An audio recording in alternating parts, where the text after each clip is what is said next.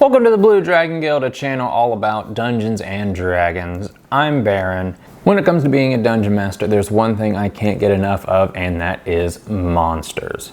I'm always looking for new monsters, and that's why I love the Monsters of series by Cawood Publishing. After a successful Kickstarter, Monsters of the Wilderness, Oswald's Curse has finally made it to my shelf. And I gotta say, there's some really great stuff in there. During that Kickstarter campaign, Andrew Cawood, the owner and mastermind of Cawood Publishing, was kind enough to come onto the channel to run an encounter with us of one of the monsters in this book. I'll put a link to that down in the description below, as well as a link to his podcast channel, Two Wizards and a Mic.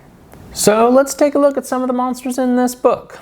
As with the Monsters of the City book, this is partially a monster manual and partially a setting guide, a campaign setting, and it's set in Andrew's world of Mir. I'll put links to all of Andrew's stuff down there of this book as well as the other monster books as well. This book is divided up into 7 regions. We have ocean, Arctic, desert, jungle, swamp, forest, hills and lakes, and mountains. So there's a couple regions in there that are kind of combined, but you know, it's justifiable that those are together. First up in the ocean region, we have the Waverider.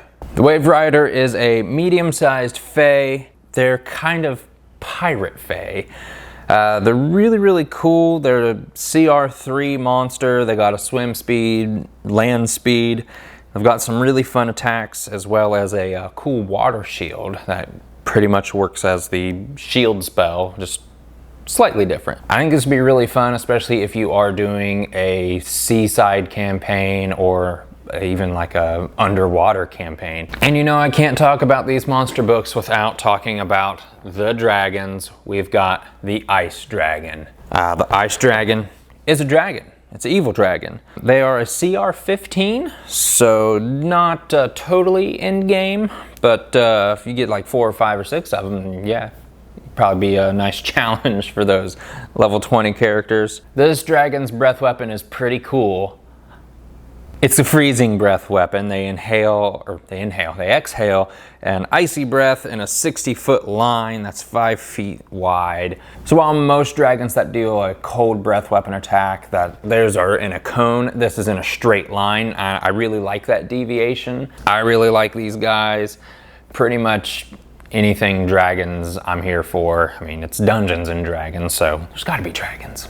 Another monster from the Arctic region, I don't think I said, but these are from the Arctic region, is the People of the Sky. They are a huge fae monster, and they're real mean and nasty. This is basically the Northern Lights evilified. I really like the thought process behind these. I mean, how often do you sit there and think, how can I make the Northern Lights a monster? The People of the Sky have 2 different forms. They have an incorporeal form, their light form, and then they have a Northern Light form. I just really think that this is just a fun, unique monster that I don't think anybody's going to expect. Now we're gonna go from the Arctic all the way to the desert.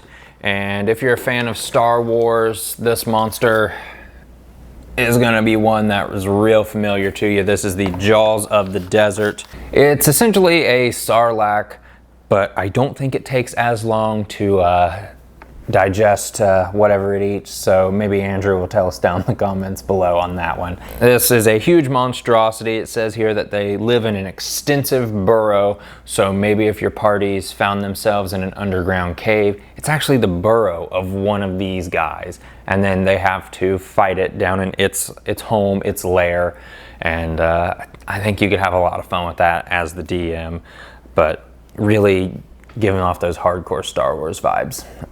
I love it. From the desert to the jungle, we have the Clone Shroom. I really didn't look at this.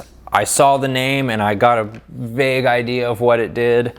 It's an evil magical plant that duplicates a good aligned humanoid, exact copies, but these clones are evil. I really like this. Monsters that can assume the identity of things. We've got changelings, we've got doppelgangers. This kind of reminds me of the Oblex. We did a video on that, and I will put that down in the pinned comment below. I love it, because there's a lot that this thing can do. This is a CR7 monster. It's got a pseudopod attack. It can swallow you. It can make a clone of you. I just think it's a lot of fun. There's just so much you can do with this kind of thing, and I'm definitely gonna use it. And I don't think I said it, but that was the jungle. And from the jungle, we're going to the forest. Gotta remember to do that. Looking through these forest monsters, a lot of them stood out to me, but there's one in there that I had to talk about because of where I'm from, where I live. This monster is like the prominent cryptid of our area, and that's the Mothman. In the little flavor text here, it pretty much gives the story of the Mothman. A young couple sees it while they're out and about in the forest, and they run away screaming their heads off. I love the Mothman. I fully take everything here as canon as to why the Mothman hasn't been seen around our area for a while. It went through one of the rift gates that Oswald opened, so the Mothman's in Mir now, so don't worry about that anymore, West Virginia. The Mothman's a medium aberration, CR5. It's got some spells that it can cast: Charm Person, Detect Evil and Good, Dissonant Whispers, Minor Illusion. It can also cast Crown of Madness, Enthrall, and Hypnotic Pattern, and Silence. I think you can use the Mothman as how like all the lore and story of the Mothman is. It's this mysterious creature that people have been seeing. No one really knows if it's real or not. It might be some random sandhill crane. It might be a Mothman. You don't know. For me, I'm definitely going to use this just simply because it's near and dear to my heart, and I love it. From the forest, we're going into the hills, and I'm taking a look at the Odd Sod. This is a small plant creature. They're evil. It says here that they are found in large numbers, burying their feet in the ground, appearing to be ordinary wild grass. It also says here that they're kind of a plague to farming communities, and they are challenge rating 1/4, so this would probably be a really fun beginner level monster to kind of throw at your party. Local farmers have had their animals go missing with no trace of what it could be.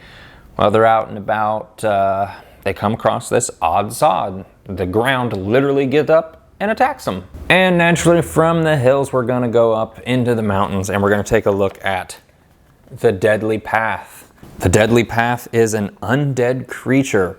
Finding a way through the mountains can be challenging. This undead monster makes the journey even more difficult. It lies in wait for prey, indistinguishable from an ordinary mountain path.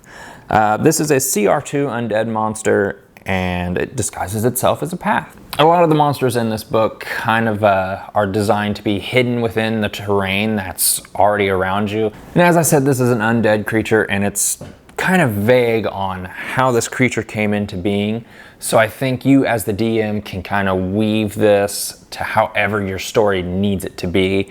And I think you can have a good bit of fun with this, especially if you tack several of them along the path. Your players are going to start to get a little nervous, and I like that.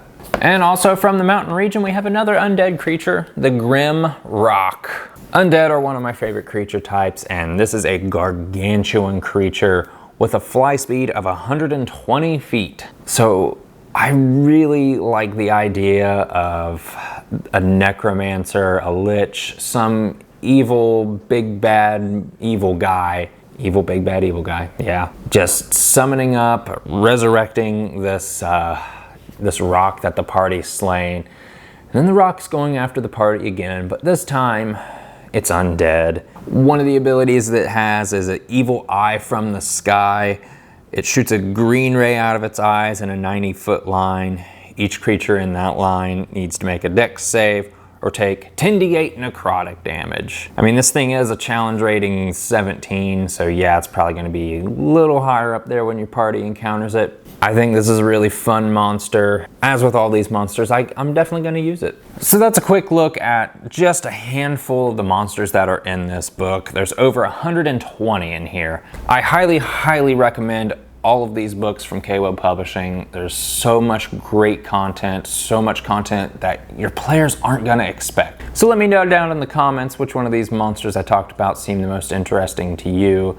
Maybe I'll do a deeper video on that in the future. And if you wanna see some other Cawood content from us, check out these videos right up here. And until next time, keep the dice rolling.